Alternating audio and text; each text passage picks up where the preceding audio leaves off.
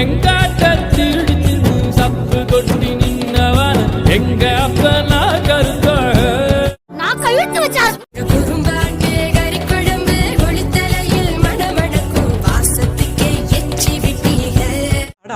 ஐயோ என்ன வாசனையா செய்யறானு.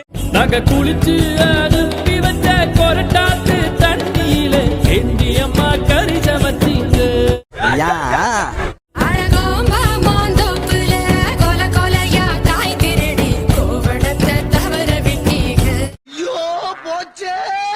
அந்த கோவணத்தை கொண்டு போய் அப்பனுக்கு செலவில்லாம ரிப்பனுக்கு வெட்டிக்கிட்டீங்க.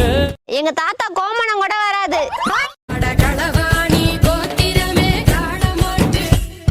மர்க்கா மர்க்கா சொல்லு.